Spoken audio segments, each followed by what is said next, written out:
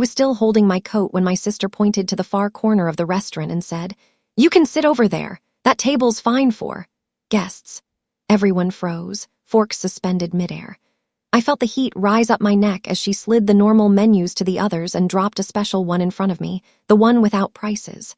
The waiter looked confused, glancing between us like he'd walked into a family argument. My parents said nothing. They just adjusted their napkins and studied their menus like my humiliation was background noise. My name is Vian Calder, and I'm 26 years old. That corner table near the kitchen doors became my assigned seat that night, isolated from the family I'd spent my whole life trying to belong to.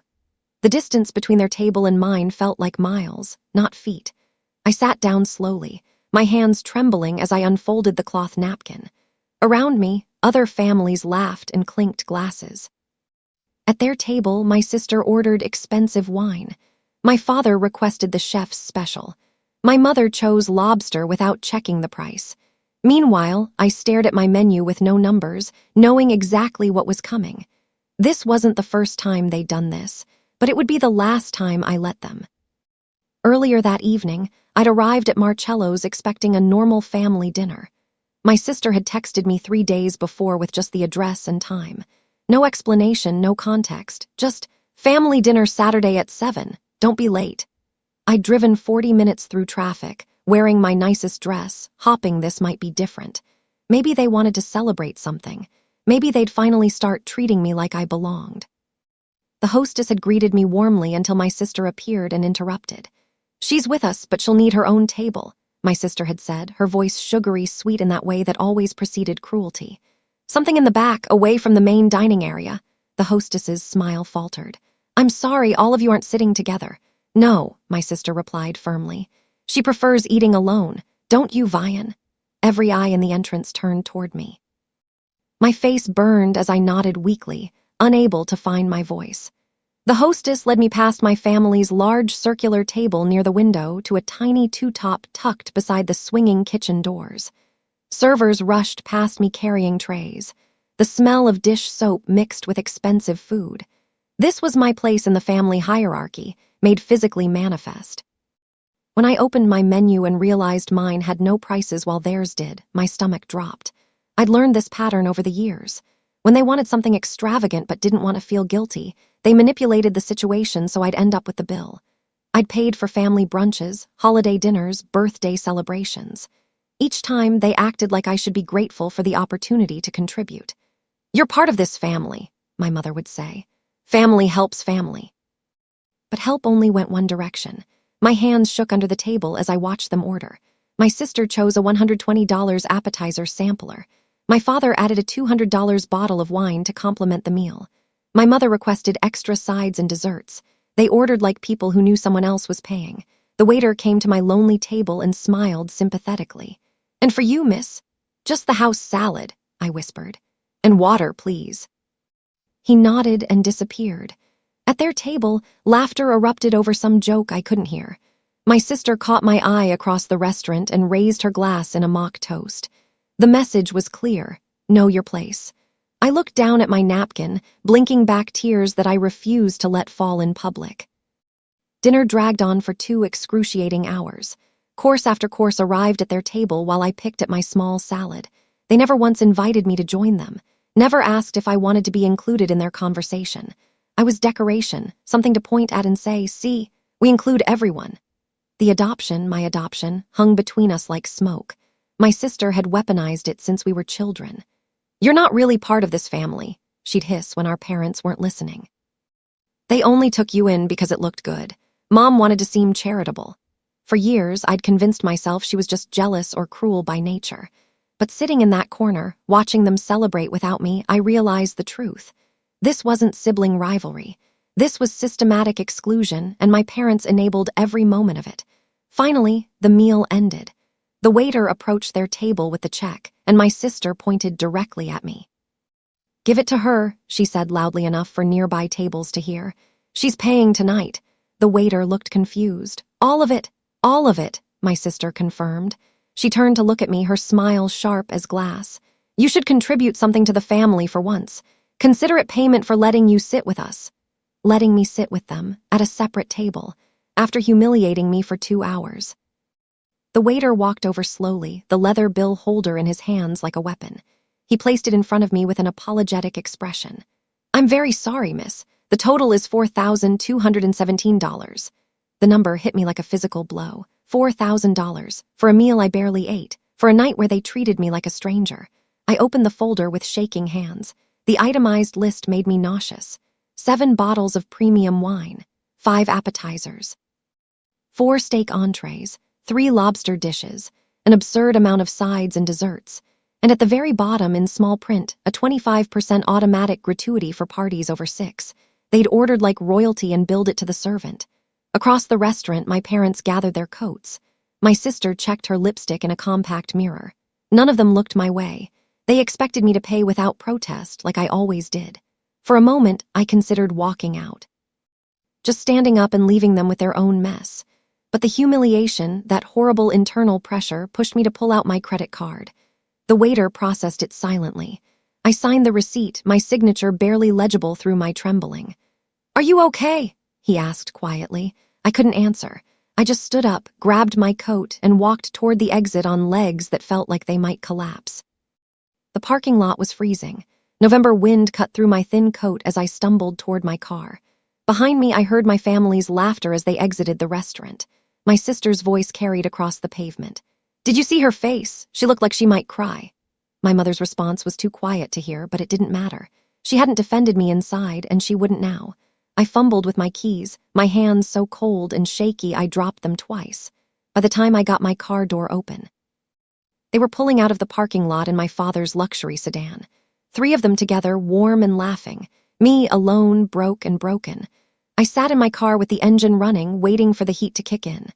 Then the tears came. Not gentle, sad tears. These were angry, humiliated sobs that shook my whole body. I cried until my throat hurt and my eyes swelled. $4,000, gone just like that. That was most of my savings. Money I'd been putting aside for an emergency fund, for a future that suddenly felt impossibly far away. I checked my bank account on my phone. The transaction had already posted. My balance made my stomach turn. How was I going to pay rent next month? How would I afford groceries? They'd never ask themselves these questions. Money was infinite for them. For me, it was survival. Driving home, memories crashed over me like waves. School field trips where I wasn't invited. Birthday parties where my gift was always smaller, cheaper, an afterthought. Family photos where I stood at the far edge, sometimes cut out entirely when they decided the frame looked better without me. I remembered being 8 years old, overhearing my mother tell a friend, "We adopted Vian to give our daughter a playmate. It seemed like the right thing to do."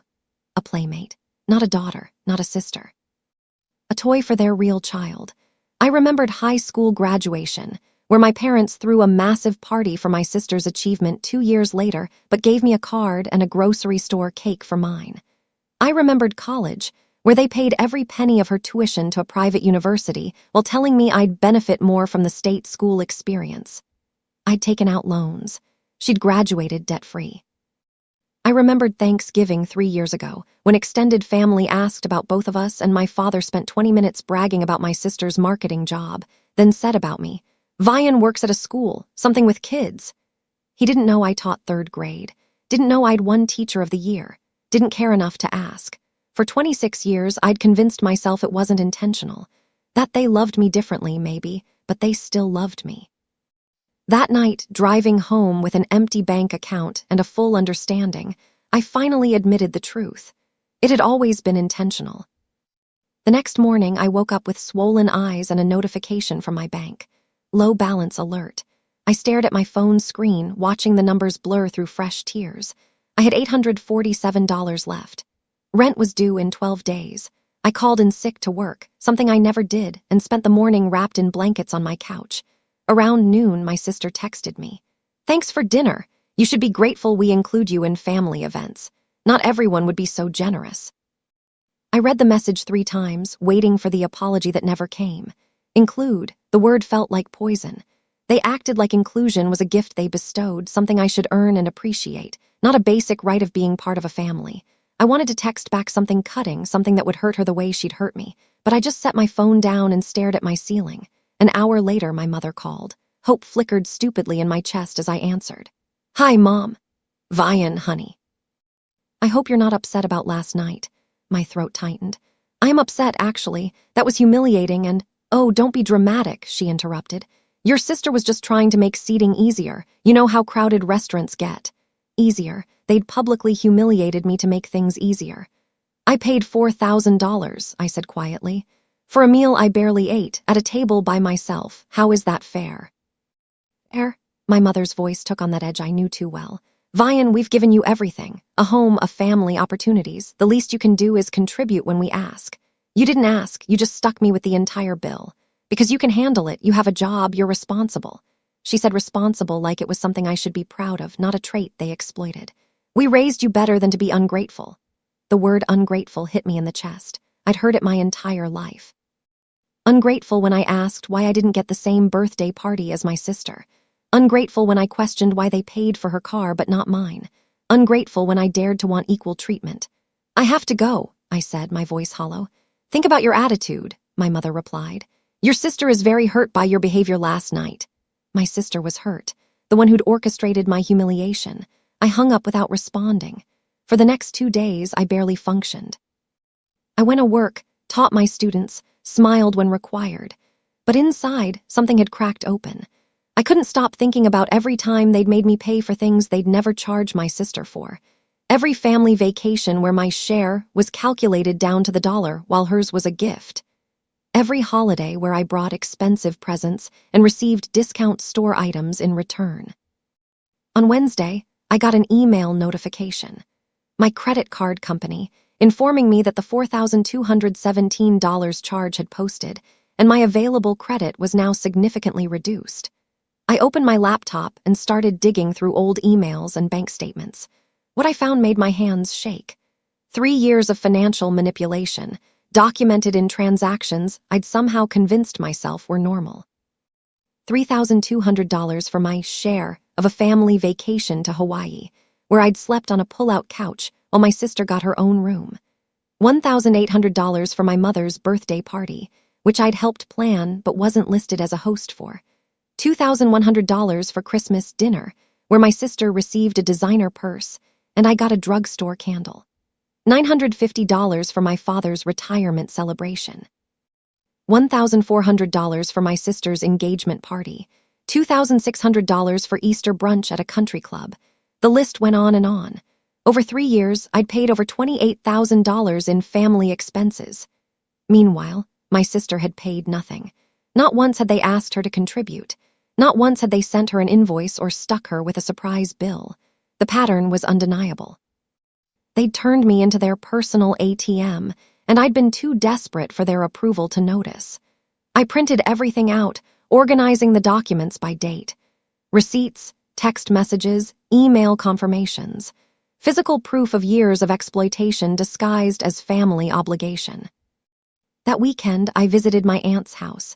She was my mother's older sister, someone I'd always felt slightly more comfortable around. We were having tea in her kitchen when she said something that changed everything. Your mother showed me photos from last Christmas, she said, pulling out an album. The family portraits turned out beautiful. She opened to a page of professional photos. My parents perfectly posed. My sister radiant in a red dress. And then I saw it. In the first few photos, I was there, standing beside my sister, smiling.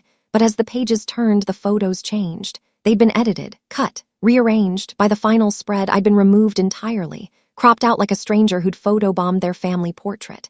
Where did I go? I asked, my voice barely audible. My aunt looked uncomfortable. Your sister said you ruined the symmetry. She wanted the photos redone with just the 3 of them. Just the 3 of them. Their real family.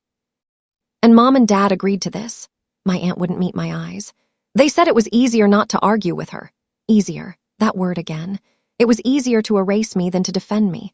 I left my aunt's house with the album, permission to borrow it. She seemed relieved to see me go, like my pain was contagious.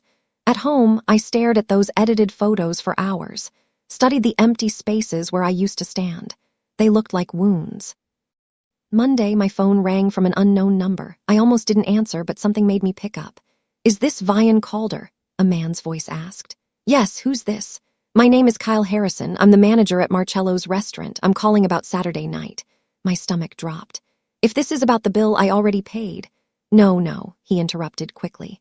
This is actually an apology call. I wanted to reach out personally because what happened in my restaurant was unacceptable. I sat down slowly. What do you mean? After you left, one of my servers expressed concern about your table placement and the billing situation.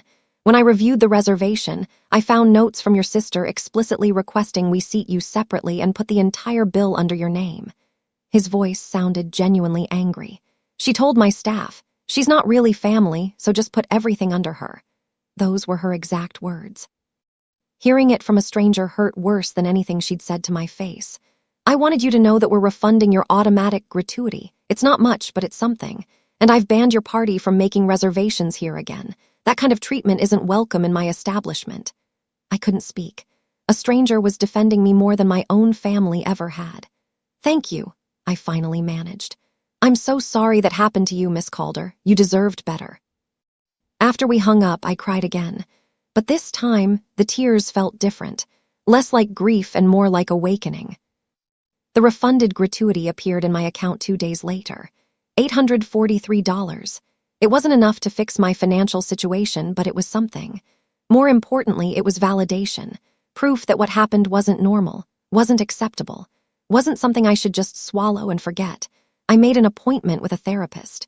Her name was Dr. Yolanda Chen, and she came highly recommended by a coworker. I'd never been to therapy before. The idea of paying someone to listen to my problems felt indulgent, something my family would mock. But I went anyway. In her office, surrounded by soft lighting and comfortable chairs, I told her everything. The dinner, the bill, the edited photos, the years of paying for family expenses while being treated like an outsider. Dr. Chen listened without interrupting. When I finished, she leaned forward. Vian, what you're describing is financial abuse within a family system. They've built a hierarchy where you're at the bottom on purpose. They exploit your desire to belong. But they adopted me, I said. They gave me a home, shouldn't I be grateful? Gratitude doesn't mean accepting mistreatment. Adoption should mean your family, period. Not family with conditions, not family who has to pay their way in. Her words cracked something open inside me. They've conditioned you to believe you owe them for your existence. That's not love, Vian, that's control. I left that session shaking, but the fog in my head had started to clear. The next Sunday, my family invited me to brunch. My sister's text was brief. Family brunch at Mom and Dad's, 11 a.m., don't be late. For years, I would have immediately said yes, would have showed up early with expensive pastries or flowers, would have tried so hard to earn my place at their table. This time, I texted back, no, thank you, I'm not available. The response came within minutes. Not available, it's family. You make yourself available. I stared at my phone, my therapist's words echoing in my head. I typed, I appreciate the invitation, but I won't be attending. Then I turned off my phone. The anxiety was immediate and overwhelming. I paced my apartment, second-guessing everything.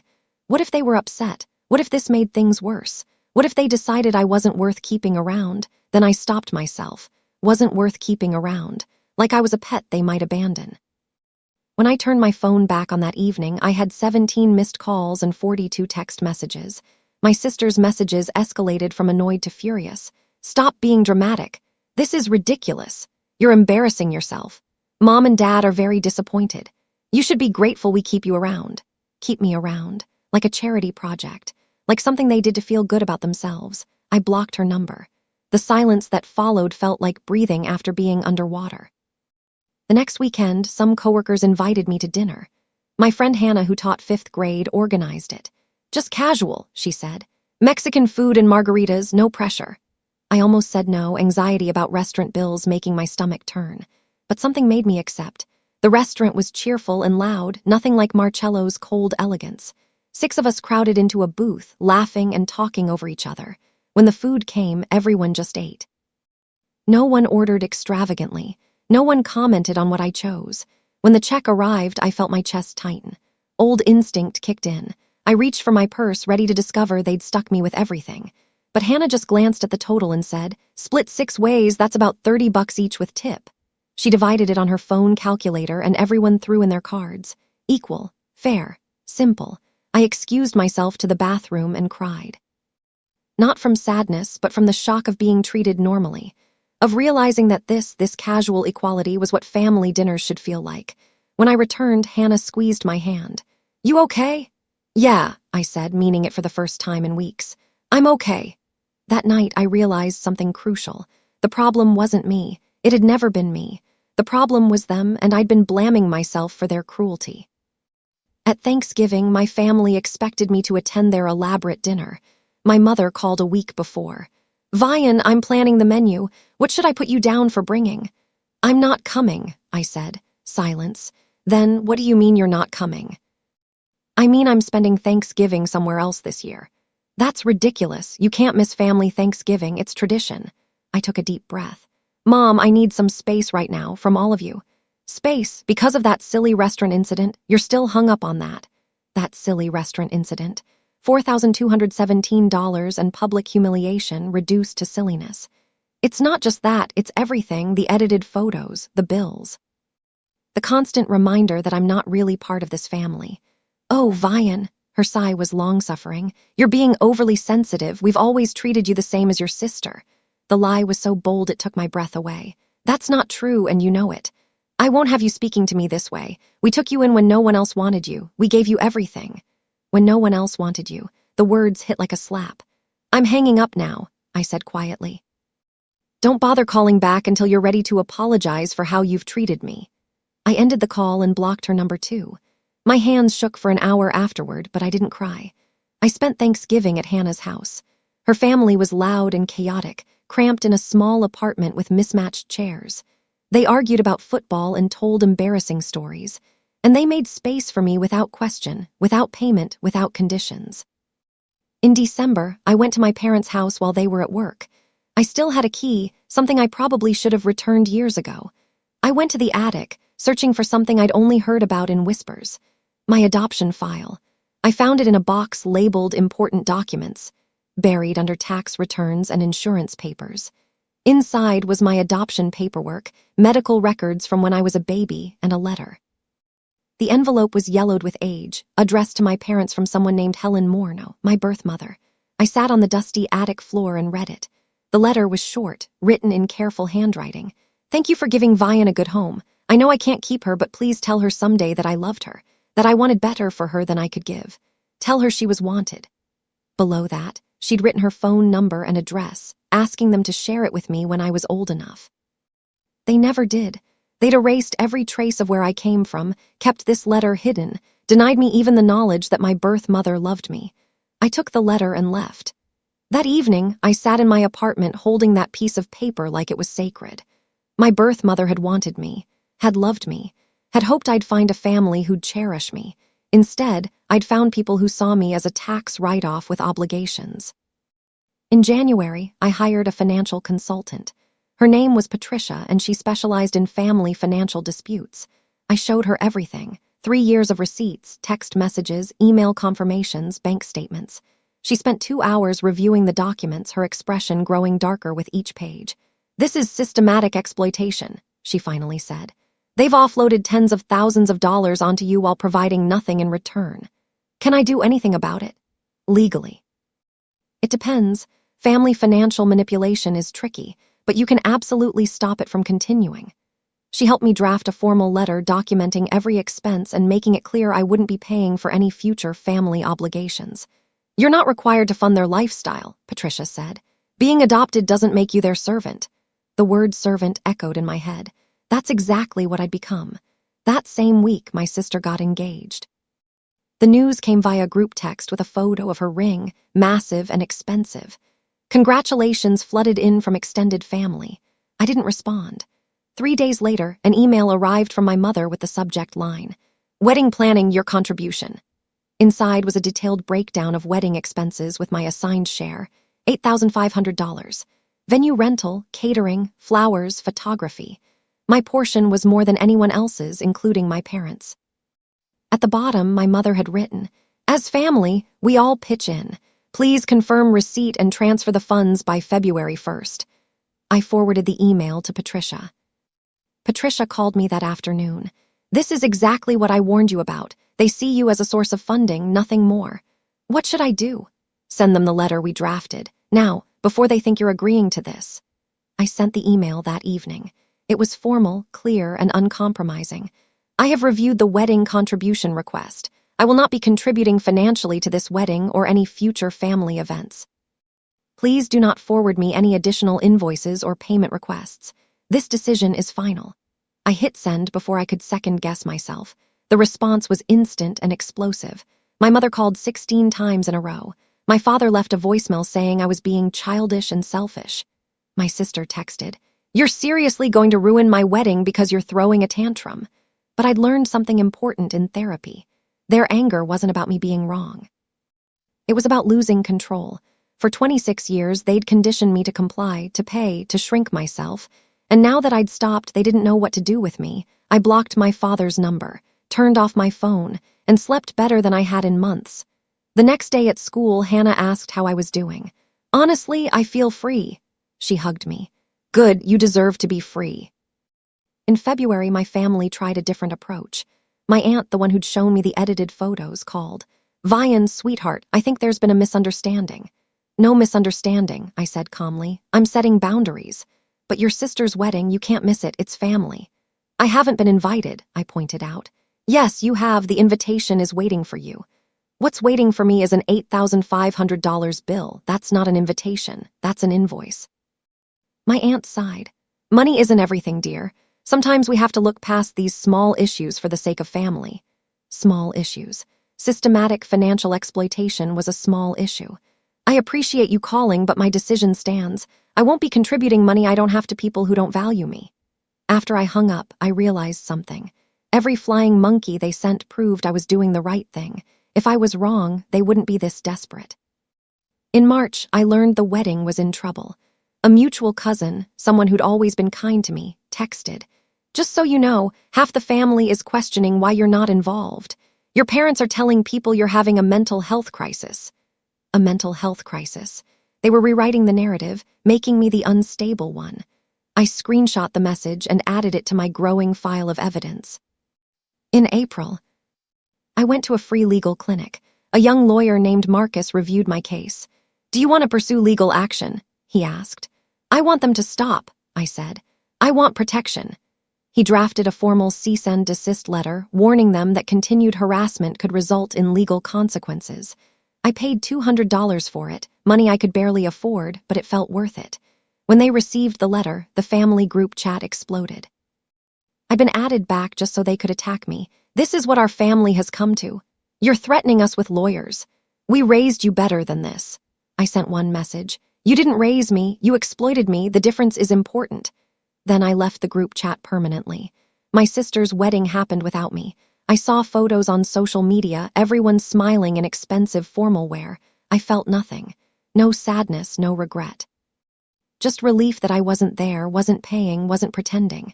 At work, my principal noticed the change in me. "You seem lighter," she said. "More confident." "I am," I replied. "I finally stopped trying to earn love from people who were never going to give it." That summer, I started building a new life. Therapy twice a month, regular dinners with coworkers, weekend hikes, a pottery class where I made crooked bowls and laughed at my mistakes. For the first time in 26 years, I wasn't performing for anyone, wasn't calculating the cost of existing, wasn't shrinking myself to fit into spaces that didn't want me. In September, exactly 1 year after that horrible dinner, my family reached out again. This time, the message came from my father. "Vian, we'd like to talk. Can we meet for coffee?" I stared at the text for a long time. Dr. Chen had warned me this might happen. When people lose their source of control, they sometimes try reconciliation, not because they've changed, but because they want access back. I agreed to meet, but on my terms. A public coffee shop, 30 minutes maximum. No financial discussions. When I arrived, both parents were there, looking older and tired. We ordered coffee and sat at a small table by the window. "You look well," my mother said. "I am well." "We've missed you," my father added. I said nothing, waiting. "This past year has been hard," my mother continued. "The family feels incomplete without you."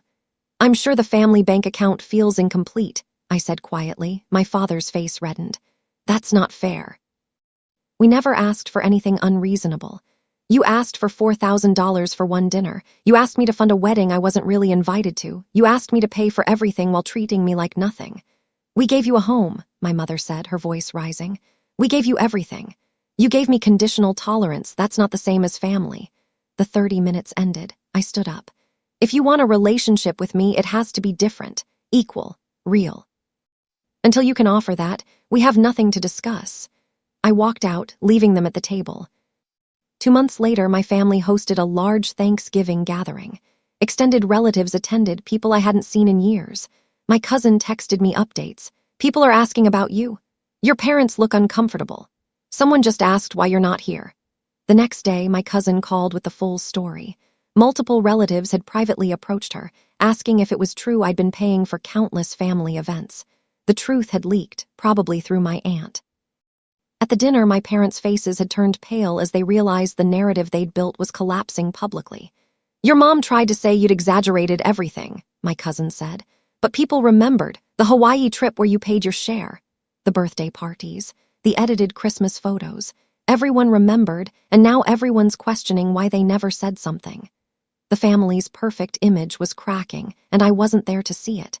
But I didn't need to see it. Their embarrassment wasn't my victory. My victory was the life I'd built without them. In December, I got a promotion at school, lead teacher for the 3rd grade team, a raise, recognition for work I was proud of. That same week, I moved into a new apartment.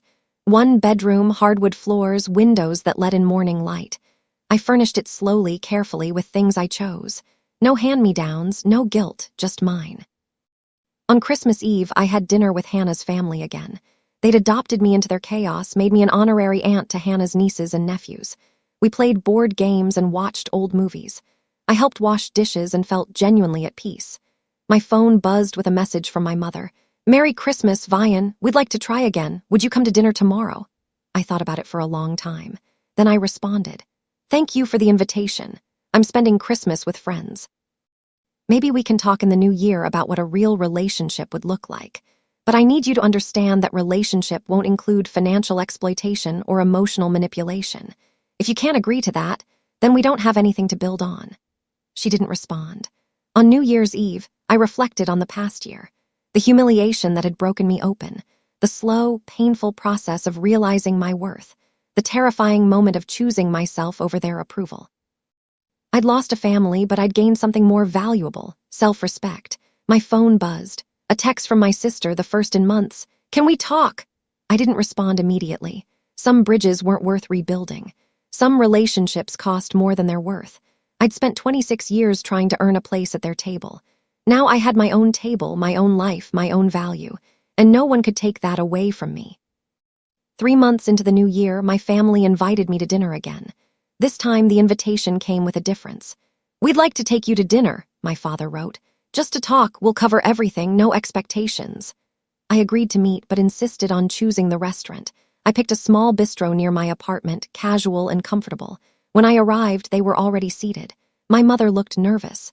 My father seemed older. My sister wasn't there. Thank you for coming, my mother said. We ordered. When the food came, we ate mostly in silence. Finally, my father spoke. We've been thinking a lot about what you said, about how we treated you. And, I asked. You were right, my mother said quietly.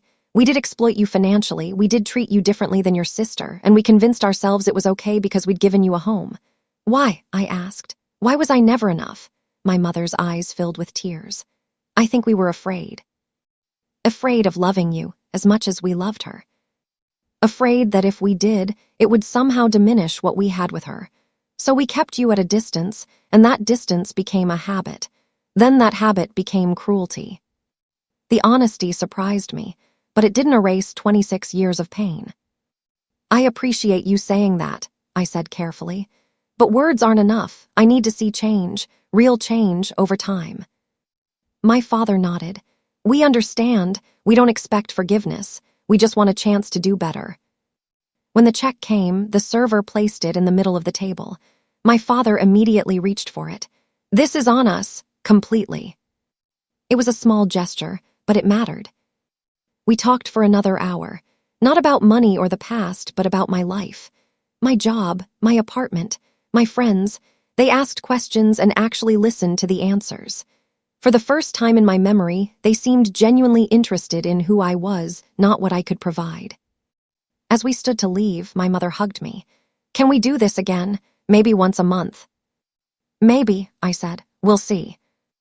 I drove home feeling something unexpected. Not hope exactly, but possibility. They had a long way to go. Trust couldn't be rebuilt in one dinner, but at least they were trying. Over the next few months, we had occasional dinners, always at my suggestion, always on my terms.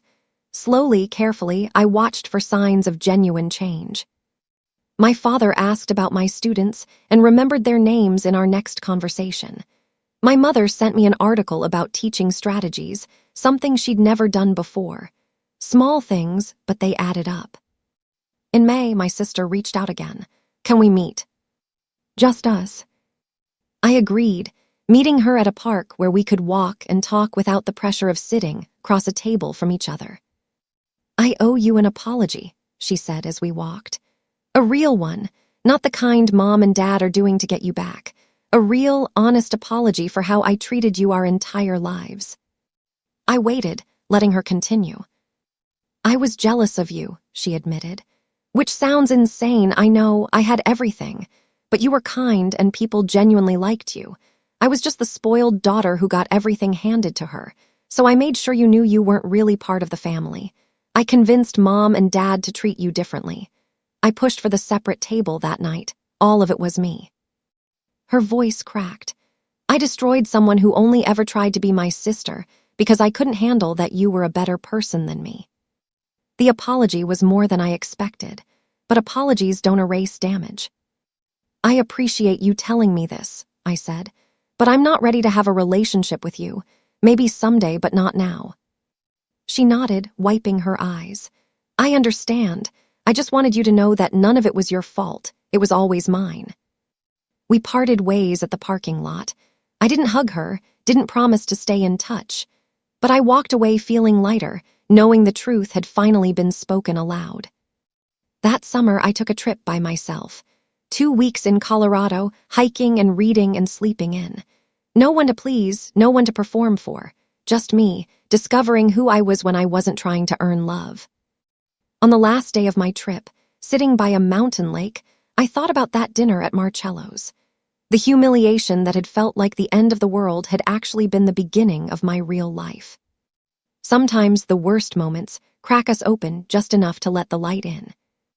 When I returned home, there was a letter waiting from my birth mother. My aunt had somehow tracked her down and given her my information. Helen Morneau had written, "Dear Vian, I don't know if you want to hear from me.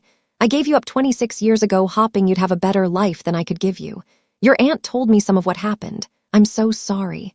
You deserved parents who saw how special you were. If you ever want to talk, I'm here. No pressure, no expectations, just love, always love. Helen." I cried reading it, not sad tears, but healing ones. I wrote back that same evening, starting a conversation I'd needed my entire life. By fall, my life looked completely different. Regular therapy had helped me process years of trauma. My relationship with my parents was cautiously improving, built on honesty instead of obligation. My sister and I exchanged occasional texts, both of us acknowledging we needed time. And I'd started getting to know Helen, my birth mother. We talked on the phone every Sunday. She told me about my biological family, my medical history, the circumstances of my adoption. She never made excuses, never asked for anything, just offered truth and acceptance. "I've thought about you every single day for 26 years, she told me during one call. "Wondered if you were happy, if you were loved, if you knew how wanted you were." "I'm finding that out now," I said. At work, I'd been asked to lead a workshop on building classroom community. Standing in front of 30 teachers, I talked about inclusion, about making sure every student felt valued. "Sometimes," I said, "the students who seem the most difficult are just the ones who have learned they have to fight for their place. Our job is to show them they already have one, that they don't have to earn what should be freely given." The words applied to students, but they'd come from my own experience. After the workshop, a young teacher approached me. "Thank you for that. I'm adopted and my family. Well, it's complicated. What you said really resonated." We talked for an hour. I shared parts of my story and she shared hers. By the end, she was crying with relief, realizing she wasn't alone, wasn't crazy, wasn't wrong for wanting more. "You deserved better," I told her, and it's not too late to demand it." She hugged me tightly.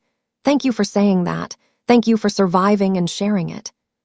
In November, exactly 2 years after that nightmare dinner, my family invited me to Thanksgiving. Not as an obligation, not with financial strings attached, just an invitation. I almost declined. The anniversary felt heavy, loaded with memories. But my therapist encouraged me. "You get to decide what this day means now. They don't get to keep that power." I went, bringing a pie I'd baked myself. When I arrived at my parents' house, the dining room was set with one long table. Not separate seating, not hierarchy, just family. My sister was there with her new boyfriend, someone who seemed genuinely kind. My parents greeted me warmly, no awkward tension. My aunt and uncle, several cousins. Everyone treated me like I belonged. During dinner, my father stood up with his wine glass. "I want to say something before we eat." The room quieted. 2 years ago, we made terrible mistakes. We treated Vian like she was less than family, and we have no excuse for that. This year, I'm grateful she's given us a chance to do better. Vian, thank you for being here. Thank you for being you. Everyone raised their glasses. My mother was crying. My sister nodded at me across the table. It wasn't perfect. Wounds that deep don't heal overnight, but it was honest. It was real.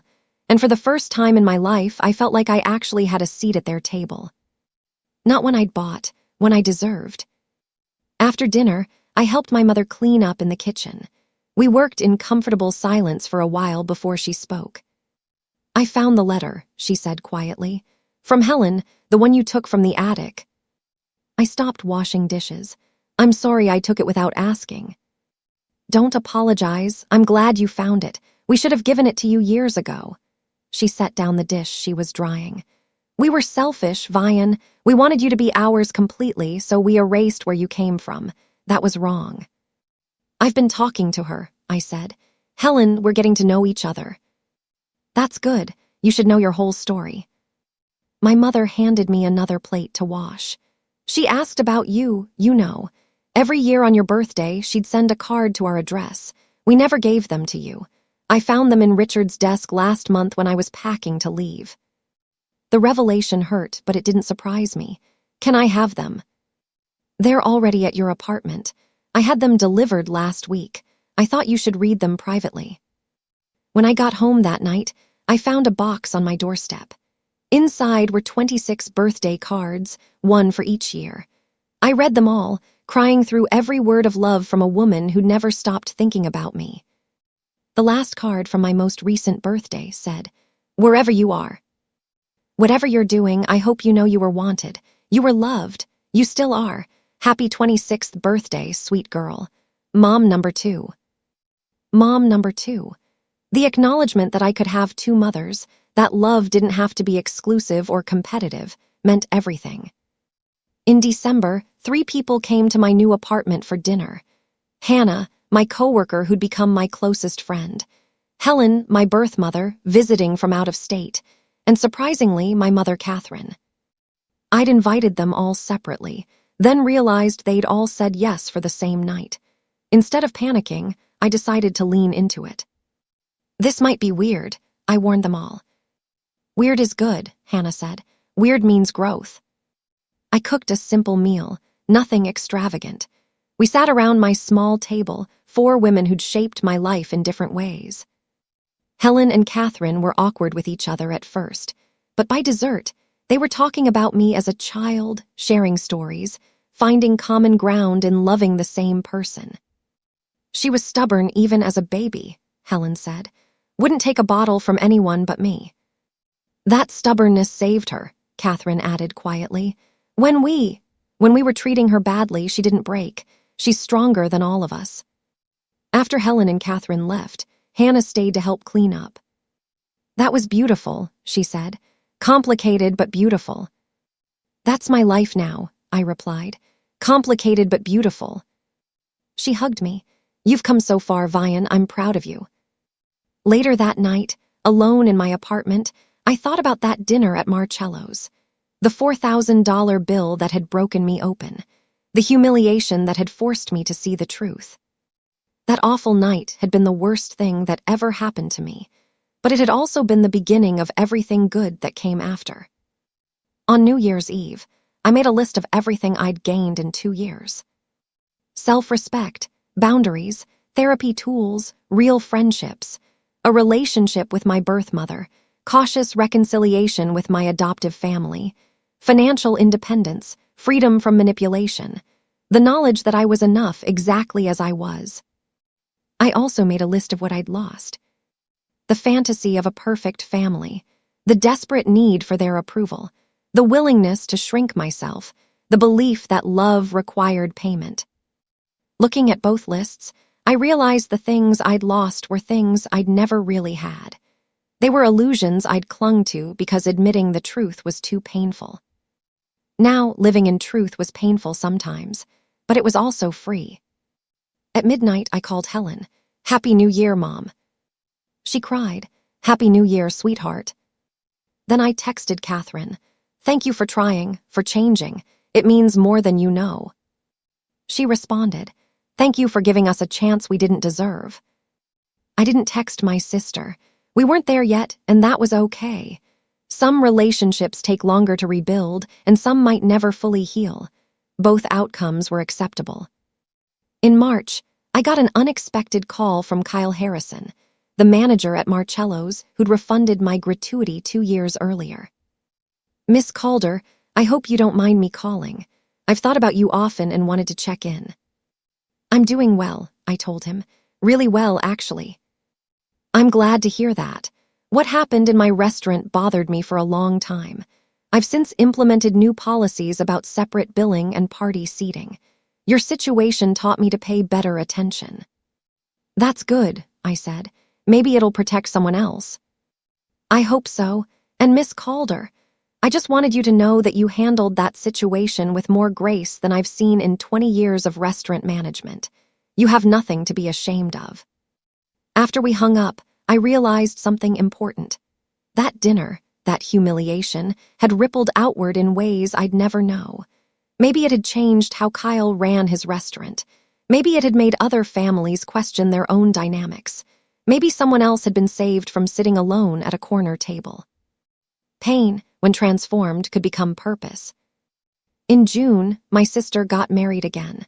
This time to someone she actually loved, not someone our father approved of. She invited me to the wedding with a handwritten note. "Vian, I understand if you don't want to come. I wouldn't blame you. But if you're willing, I'd like you to be there. No financial contribution, no obligations, just there, as my sister, if you can. Your sister who's trying." I debated for weeks.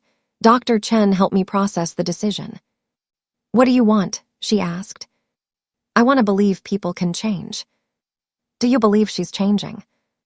I thought about it.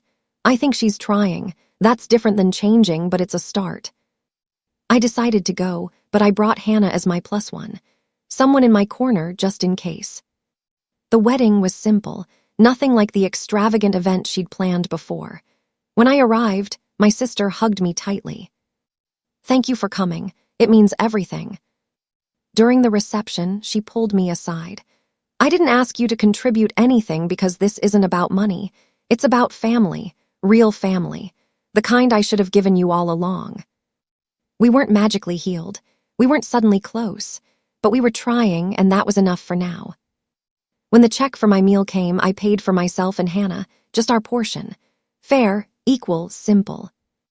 As I drove home that night, I realized I'd finally found what I'd been searching for my entire life. A place at the table that I didn't have to earn, manipulate, or pay for. A place that was simply mine, because I existed, and that was enough. Please subscribe too. This channel for more interesting stories like this.